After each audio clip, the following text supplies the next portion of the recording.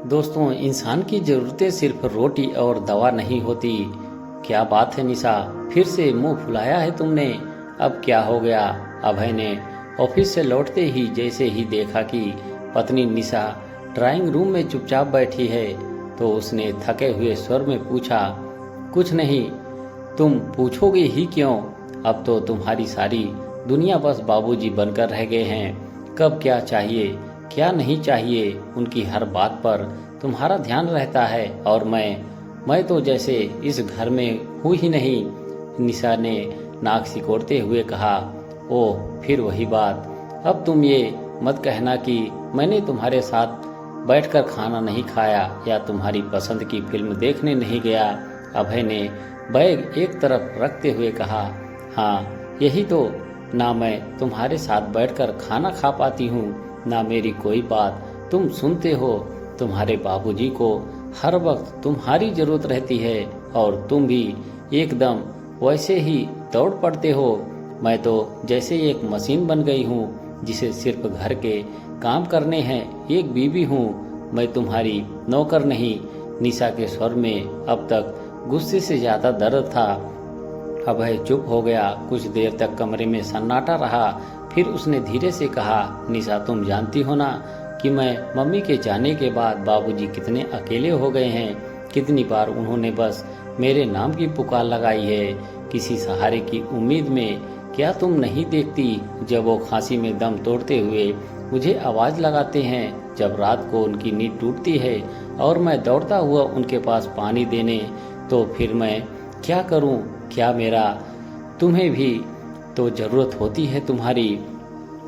तुम्हारे साथ बिताने का समय चाहिए।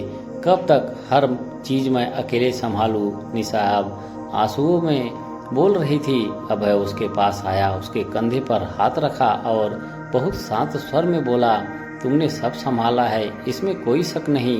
लेकिन निशा, एक बात बताओ, क्या हम सिर्फ इसीलिए सेवा करें क्योंकि वो हमारे पिता हैं, या फिर इसीलिए कि वो अब मजबूर हैं, या फिर इसलिए कि मैं बेटा हूँ? नहीं निशा, मैं सेवा इसलिए करता हूँ क्योंकि वो मेरे पिता हैं, पर इससे ज़्यादा इसलिए कि वो एक इंसान है जो उम्र के इस पड़ाव पर सबसे ज़्यादा अकेले हो गए हैं। और एक इंसान की ज़रूरतें सिर्फ रोटी और दवा नहीं होती, उससे अपनापन, सहारा, मुस्कान और साथ भी चाहिए होता है। और रही बात तुम्हारी, तो तुम्हें अलग नहीं किया गया है, तुम्हें अपने बराबर लाया गया है। जब मैं पापा के पास बैठकर खाना खाता हूँ तो चाहो तुम भी वहीं बैठो। जब मैं उनकी दवा लेकर जाता हूँ तो चाहो तुम मेरे साथ चलो। सेवा का बोझ तभी भारी लगता है जब उसे अकेले उठाया जाए। अगर हम दोनों साथ चले तो ना ये बोझ होगा और ना शिकायत। निशा की आंखों से आंसू बह निकले। वो कुछ पल चुप रही, फिर बहुत धीमे से बोली, पर तुमने कभी मुझे बताया ही नहीं कि तुम्हारे अंदर इतना कुछ चल रहा है। मैंने तो हमेशा यही समझा कि तुम बस पापा को लेकर ज़्यादा चिंतित रहते हो और मुझे नज़रअंदाज करते हो। नज़रअंदाज नहीं करता निशा, बस शायद तुम्हें शामिल करने में चूक हो गई। अभय ने हाथ थामते हुए कहा। अगले दिन सुबह निशा जल्दी उठ गई। उसने अभय के पापा के कमरे में जाकर देखा कि वो खिड़की के पास बैठे हैं और अकेले में कुछ बुदबुदा रहे हैं। पापा जी, क्या कर रहे हैं आप? निशा ने स्नेह से पूछा। वो चौंके, मुस्कुराए और बोले, बस यूं ही पुराने दिनों को याद कर रहा था बेटा। जब तुम्हारी सासू माँ जिंदा थी तो मैं कभी भी दवा लेना नहीं भूलता था, अब भूलने लगा हूँ। निशा ने मुस्कुराकर उनका हाथ थामा।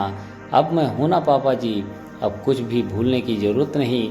उस दिन पहली बार निशा ने अपने हाथों से चाय बनाई और पापा जी को दी। उनकी आंखें भर आई। और उस शाम जब अभय घर लौटा तो देखा कि डाइनिंग टेबल पर 3 प्लेटें सजी थी। उनकी नज़र निशा पर पड़ी, जो मुस्कुराते हुए बोली, आज डिनर हम तीनों साथ करेंगे, क्योंकि अब से सेवा सिर्फ बेटे की जिम्मेदारी नहीं, बहू की खुशी भी है। अभय ने निशा को देखा। उसकी आंखों में वो सुकून था जो बरसों से गुम हो गया था, और निशा को अपने भीतर एक नई स्त्री मिल चुकी थी, जो सिर्फ पत्नी नहीं, एक बेटी भी थी। अब पापा जी की दवाइयाँ दूध खाना सब निशा समय से देती। वो हर शाम उनके साथ बैठती, उनके पुराने किस्से सुनती और पापा जी हर बार कहते बेटा तो था ही पर बहू ने भी बेटी मिल गई।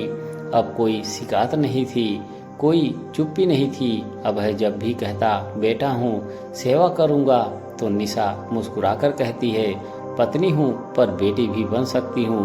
दोस्तों, अगर आपको ये कहानी अच्छी लगी हो तो लाइक शेयर जरूर करें। हमारे चैनल को सब्सक्राइब करना ना भूलें। हमारे चैनल से जुड़े रहने के लिए आप सभी का धन्यवाद।